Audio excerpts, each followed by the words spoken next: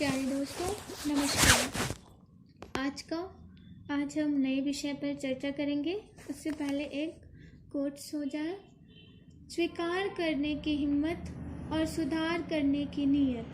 स्वीकार करने की हिम्मत और सुधार करने की नीयत हो तो इंसान बहुत कुछ कर सकता है। लॉकडाउन में ऐसे रहे अपने घरों में, आज का हमारा ये टॉपिक है। लॉकडाउन में ऐसे रहे अपने घरों में। हम इस समय बहुत ही मुश्किल घड़ी से गुजर रहे हैं।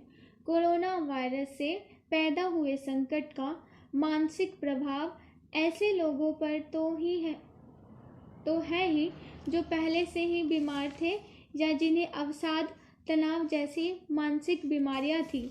लेकिन कुछ ऐसे लोग भी इसके असर में हैं जिन्हें पहले से कोई मानसिक परेशानी नहीं थी। जो लोग पहले से ही मानसिक तौर पर परेशान थे, उनके लिए दिक्कतें स्वाभाविक तौर पर बढ़ गई है, और जिन्हें पहले से जोखिम है उन्हें पैनिक होना शुरू हो गया है। घबराहट, परेशानी, बुखार जैसे थोड़ी सी समस्या आने पर मन में ख्याल आने लगता है कि कहीं कोरोना का संक्रमण तो नहीं है। इसे मेडिकल की भाषा में हाइपोकॉन्ड्रिक्स कहते हैं। इसका मतलब है ऐसा लगना कि हमें कोई बीमारी हो गई है जिसका कोई इलाज नहीं है। अभी कुछ ऐसा ही होता दिख रहा है। लोगों में भय के कारण लड़ाई झगड़े भी बढ़ रहे हैं। अगर वे डॉक्टर के पास जाते हैं और वे कहते हैं कि उन्हें कोरोना नहीं है, तो उन्हें डॉक्टर पर भी संदेह होने लगता है कि वह हमारा इलाज नहीं करना चाहता। दूसरे लोग जिन्हें पहले से कोई बीमारी नहीं है, वे भी थोड़ा भयभीत दिखते हैं। चार दीवारी के अंदर रहना मुश्किल काम है। कहा जाता है कि नज़दीकियां दूरियां बढ़ाती हैं। आपस में बात करने का तरीका कैसा है, यह समझना बहुत ज़रूरी हो गया है। आप जितना पास रहते हैं, दूसरों में उतनी ही कमियां और खामियां नज़र आने लगती हैं। आप सामने वाले को अपने हिसाब से चलाने की कोशिश करने लगते हैं, फिर टकराव बढ़ने लगता है। बच्चों में भी अभी तेज़ी से बदलाव आ रहा है। आप बच्चों को घर के भीतर बांधकर नहीं रख सकते हैं। ऐसे में आशंका जताई जा रही है कि इस संकट के बाद संबंधों में एक हद तक दुराव के मामले बढ़ेंगे। इस दौरान बच्चों की आबादी बढ़ने की संभावना भी है।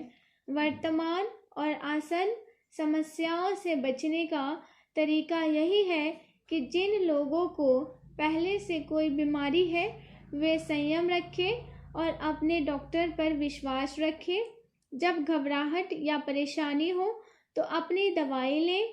ज़्यादा दिक्कत होने पर वेबसाइट से पता कर सकते हैं कि कोरोना के जो लक्षण हैं उससे मिल रहे हैं कि नहीं। जानकारी और जांच के लिए सरकारी हेल्प लाइन नंबर की मदद ली जा सकती है। सरकार संक्रमण के एक मामले को पकड़ना चाहती है, क्योंकि एक भी संक्रमित व्यक्ति पूरे समुदाय को खतरे में डाल सकता है। इस लॉकडाउन का मकसद यही है कि वह हर एक संक्रमित मामले को पहचानना चाहती है। अगर किसी मामले में संदेह होगा तो उसकी जांच की व्यवस्था की गई है। अगर टेस्ट नहीं करा रहे हैं तो इसका मतलब है कि डॉक्टर आपको ठीक कर रहे हैं। डॉक्टर पर पूरा विश्वास करने की ज़रूरत है। यह बीमारी उन लोगों के लिए भयावह है जिनकी प्रतिरोधक क्षमता कम है, यानी कि जो 60 साल से ऊपर, या जो बच्चे 10 साल से कम उम्र के हैं, या फिर जो पहले से ही बीमार है। धूम्रपान और शराब जैसी बुरी आदतों को छोड़ने के लिए यह समय बहुत अच्छा है। जिन लोगों को पहले से ही समस्या नहीं है, वे परेशान न हो। आप घर में सुरक्षित हैं। कुछ लोगों के मन में यह वहम जरूर है कि मुझे कुछ नहीं हो सकता। इसी बेवकूफ़ी में कुछ लोगों ने जनता कर्फ्यू को तोड़ा। यह लॉकडाउन को लेकर गंभीर नहीं है। ऐसे लोगों को विशेष रूप से सावधान रहना चाहिए। अति आत्मविश्वास घातक है। सरकार जो भी बता रही है वह सोच समझकर जनता की भलाई के लिए बता रही है। हमें सरकारी निर्देशों का पालन करना चाहिए। अब घर में रहकर ऐसे कार्यों को निपटाएं जो बहुत दिनों से लंबित है। घर की साफ सफाई कीजिए, गैर जरूरी सामानों को बाहर निकालिए और घर की साज सज्जा करें। इसमें 2-3 दिन निकल जाएंगे।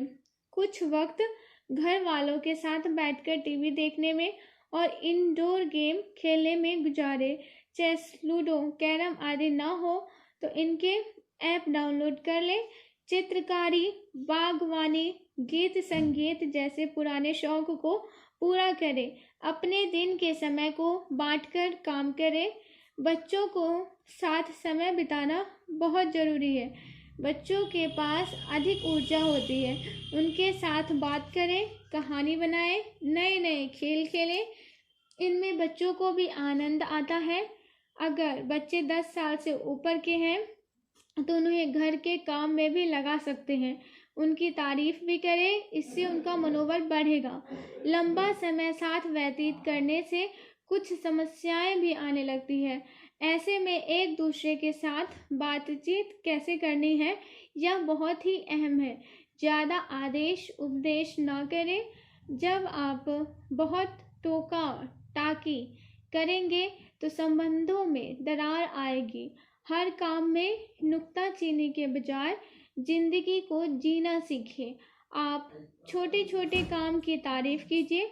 अगर आपको काम कराना है तो कहें, क्या इसे ऐसे किया जाए, क्या यह किया जाए आदि। हर किसी बच्चे, जीवन साथी, बुजुर्ग के साथ सकारात्मक के साथ पेश आएंगे तो समस्या का स्वतः समाधान हो जाएगा। आज के लिए बस इतना ही। नमस्कार।